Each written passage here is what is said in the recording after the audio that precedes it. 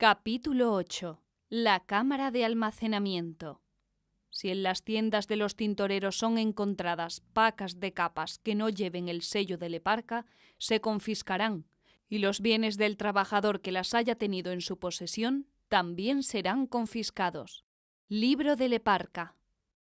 ¡Dídima!, llamó Cira en voz alta hacia la antecámara. Ella y Alexander habían estado mirando fijamente hacia ningún punto en particular en la habitación por varios minutos.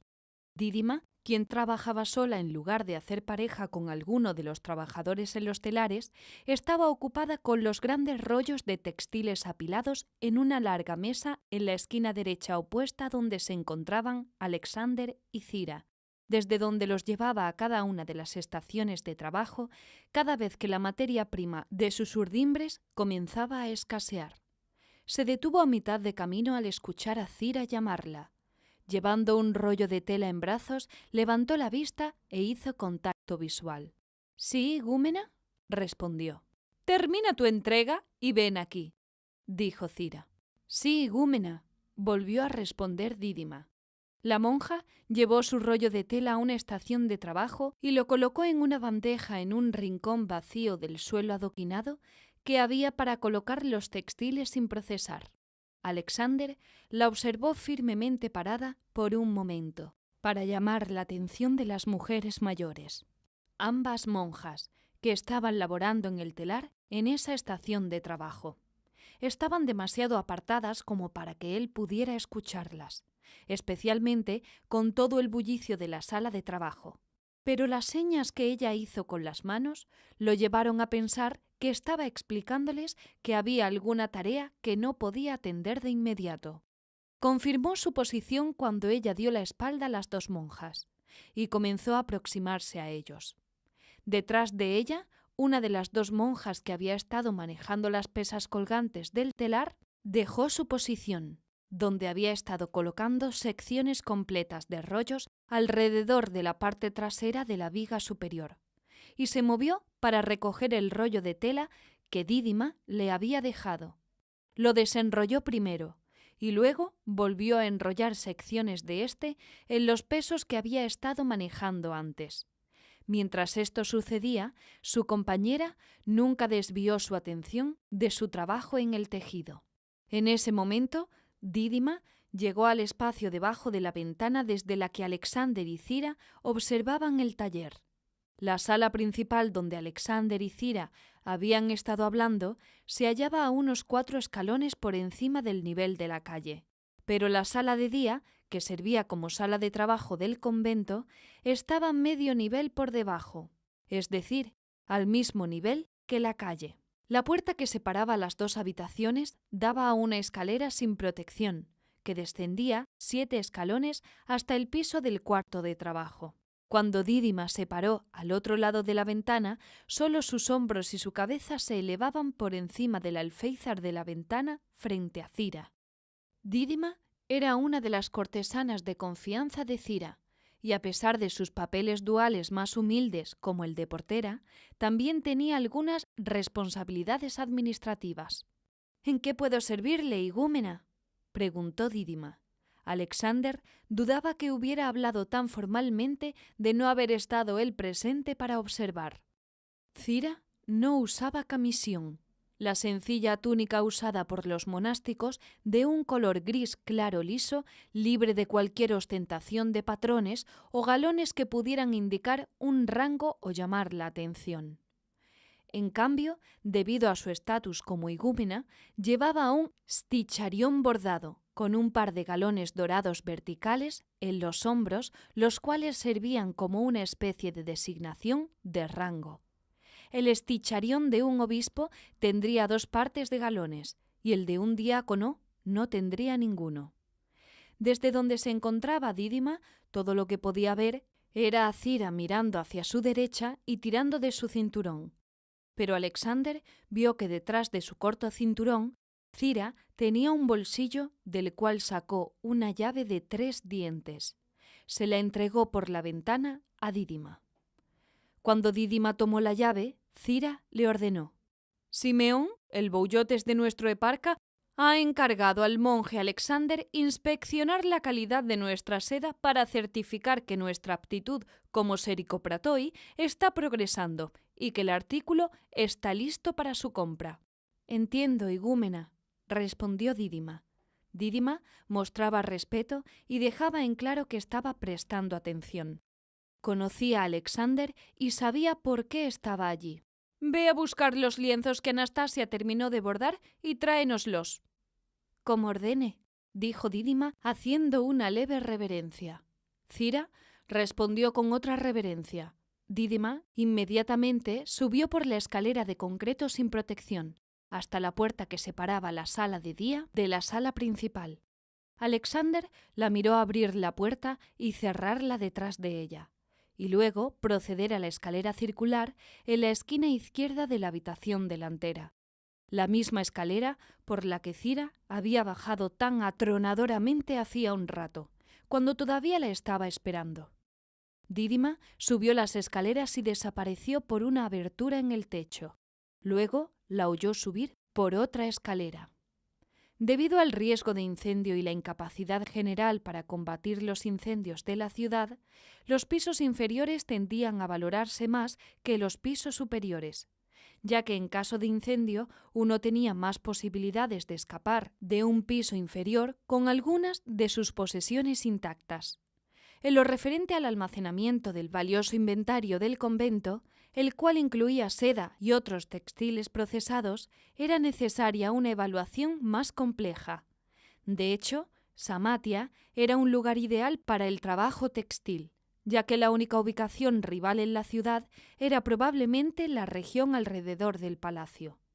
Esto se debía a que en el pasado Samatia había sido un área con una concentración tan alta de familias adineradas y aristocráticas que la mayoría de las calles estaban pavimentadas, la mayoría de los pisos eran de adoquín y las plantas bajas o patos de la mayoría de los edificios eran de concreto o ladrillo, como era el caso en Saturnino, donde los 3 pisos eran de ladrillo recubiertos con azulejos. Esto ayudó a resolver la cuestión de dónde almacenar los productos valiosos. Los productos almacenados en una planta baja corrían un mayor riesgo de sufrir daños por inundaciones, especialmente por la escorrentía proveniente de cualquiera de las colinas de la ciudad hasta la Propóntide, el Bósforo o el Cuerno de Oro.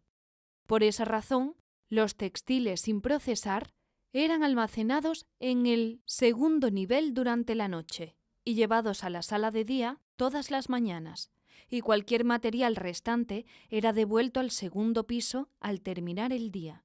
Los textiles procesados en todas sus formas, como alfombras, vestidos, ropa de limpieza, paños, trajes, mantas, cobertores, cojines, velas y redes, podían venderse para obtener ganancias. Estas representaban una inversión significativa, tanto por la compra de materia prima como de tiempo, mano de obra y equipos de procesamiento. Eso incluía hasta las telas más burdas y no solo la preciosa seda. Por esta razón, era esencial resguardarlas para evitar que fueran robadas, razón por la cual en Saturnino se mantenían bajo llave en el 3er piso, a donde Dídima se dirigía en este momento. Saturnino había sido construido con piedra arenisca, importada a Bizancio desde una cantera, y sus 2 niveles inferiores estaban pintados en tonos ámbar, bermellón y granate. El 3er y más alto piso no estaba pintado y conservaba su natural coloración blanca ondulada. Por el contrario, Dalmatou estaba hecho principalmente de ladrillo y mortero. Cuando Dídima llegó al segundo nivel, se detuvo y caminó hacia la mesa junto a una quebrada ventana de vidrio cerrada.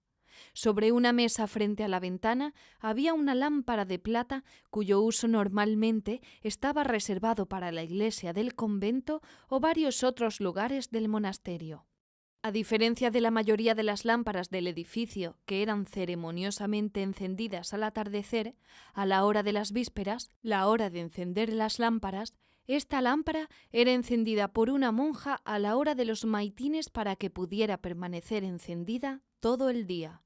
La costosa decisión de usar una lámpara de plata era para asegurar que el fuego no se apagara durante el día.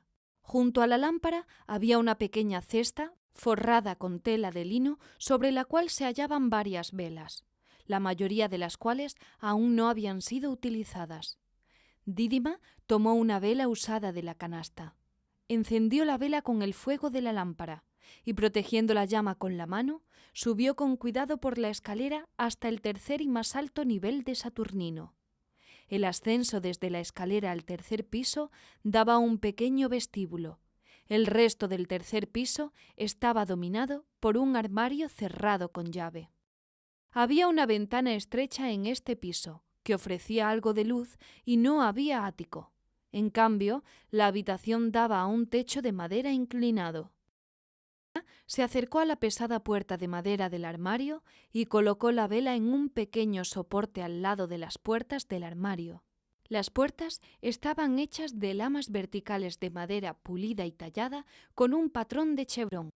En el lugar de la perilla, en ambas puertas, había 2 aldabas circulares, anillos colgantes de hierro fijados a placas de hierro que estaban clavadas en las puertas de ambos lados. Las 2 aldabas estaban unidas por un intimidante y pesado candado de hierro. De frente a la puerta, Dídima se inclinó hacia el candado y sacó la llave. Sostenía la llave por un anillo cerrado alrededor de un broche de rosca en forma de media luna.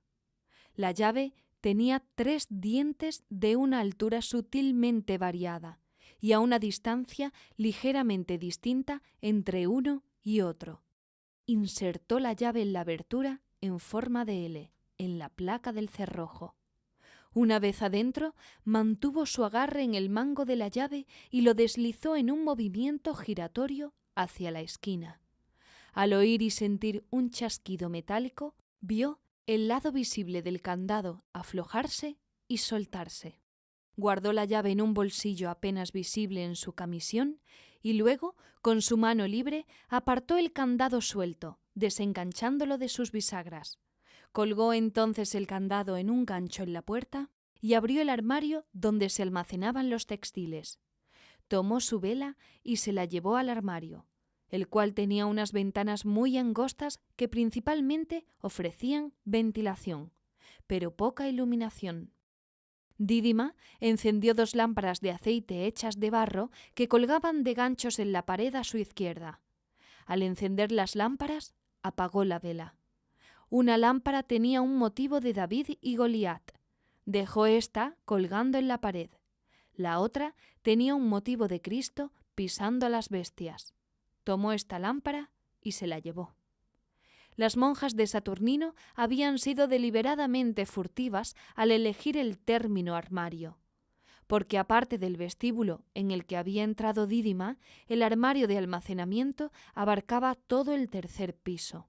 La palabra armario da a entender a los corazones codiciosos que tras irrumpir en un convento, subir 3 pisos y romper un imponente candado, era poco probable encontrar algo que hiciera que el esfuerzo valiera la pena. Esa era la impresión que se deseaba dar. La realidad, sin embargo, era distinta.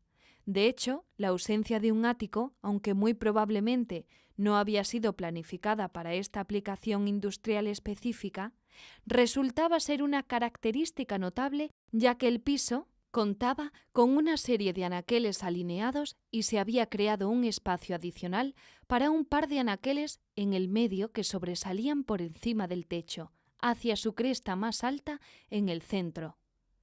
Estos anaqueles eran tan elevados que había varias escaleras apoyadas contra diversas secciones para que los trabajadores pudieran llegar hasta los cubículos superiores. Algunas telas eran dobladas y colocadas en pilas a la vista dentro de los anaqueles. Algunas eran empacadas en cajas, las cuales a su vez eran guardadas en anaqueles por todo el piso. Había cofres de diversa calidad por doquier, que también guardaban telas. Existía un cierto razonamiento en la disposición de los textiles, pero solo hasta cierto punto, un punto que también era deliberado, y al igual que el término armario, furtivo. Las telas crudas ocupaban unas 3/4 partes de la cámara. Todos los días los huérfanos y las novicias trasladaban las telas crudas desde la cámara hasta la sala de día para trabajar en los telares. El proceso era de acuerdo con el orden de llegada. De esta forma, comenzando con una hilera de anaqueles a la izquierda de la habitación, a partir de la entrada, los trabajadores retiraban las telas en contenedores destinados a igualar la cantidad procesada en un día de trabajo. Comenzaban desde el frente de los estantes a la izquierda, continuando a lo largo de ellos. Luego regresaban a la siguiente línea de anaqueles y volvían a avanzar hacia atrás al tercero, y así sucesivamente. Conforme nuevos textiles sin procesar eran comprados, iban siendo reemplazados de manera ordenada a lo largo de la misma línea de donde se habían tomado los anteriores. Esto daba a Cira un confiable indicio visual para guiar la frecuencia de sus compras, así como para saber si la producción avanzaba de acuerdo con las expectativas. Si el espacio vacío entre el reabastecimiento y la remoción era demasiado grande, tenía que apurar sus compras para que no hubiese un día sin telas crudas para procesar. Por otro lado, si compraba demasiada materia prima, podía eliminar el espacio vacío con un exceso de inventario, el cual tendría que guardarse en cajas en el piso o, en el peor de los casos, al aire libre en el segundo piso. La igúmena anterior había sido descuidada en cuanto a cómo permitía que las telas fueran almacenadas y reabastecidas.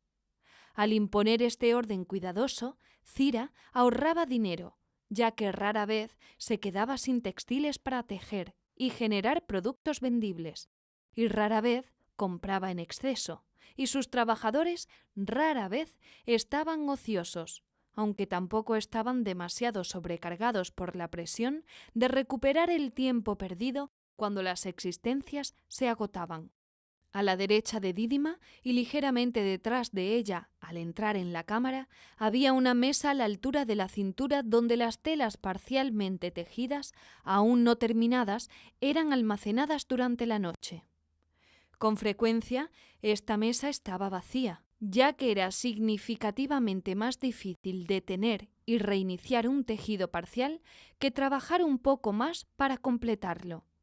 Los monasterios seguían un horario estricto, y se esperaba que las monjas concluyeran su trabajo a tiempo para las vísperas vespertinas, pero la presencia de los huérfanos en Saturnino permitía que los toques finales se completaran casi todos los días antes del cierre.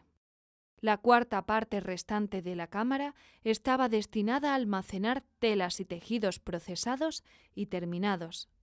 Esta sección, en vez de estar organizada de acuerdo con las necesidades del proceso de tejido, había sido organizada localmente de acuerdo con la forma del tejido terminado que estaba listo para un cliente. A pesar de la ambición de Cira de que el convento pasara de ser un vestiopactroi a un sericopatroi, la gran mayoría de su trabajo y productos seguían siendo textiles ordinarios hechos de algodón y lana. En este respecto, Cira había ordenado a sus monjas que organizaran los productos en un orden que comenzara por lo más básico y barato, como túnicas, mantas hiladas e implementos de limpieza, en el extremo más cercano de la sección de productos terminados, y los productos de mayor valor eran colocados en el extremo más alejado de la sección por la que habría que caminar hasta encontrar los productos más valiosos al final. Estas telas más valiosas eran guardadas en cofres bajo llave colocadas en el suelo y en los anaqueles, a excepción de aquellos que podrían necesitar ser estirados y colgados, como prendas ceremoniales para el clero, el gobierno o el ejército. Esos eran guardados en un armario al final del pasillo, cerrado con un candado idéntico al de la cámara de almacenamiento. Sus puertas estaban intencionalmente colocadas en bisagras pesadas, raramente engrasadas, con muelles instalados para crear un fuerte sonido espantoso y metálico que anunciaría a cualquiera a la distancia que el armario estaba siendo abierto.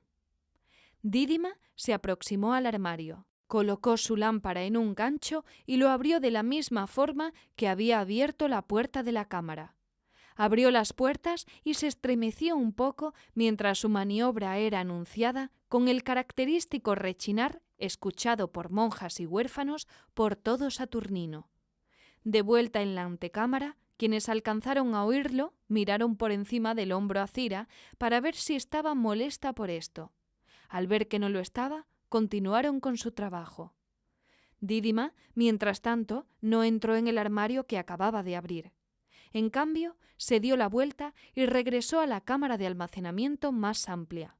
Como era sabido solo por unas pocas monjas de confianza como Dídima, los productos más valiosos, los de seda, no eran guardados dentro del armario, que aparentemente sería la ubicación más segura en la cámara de almacenamiento y el preciado objetivo de cualquier ladrón.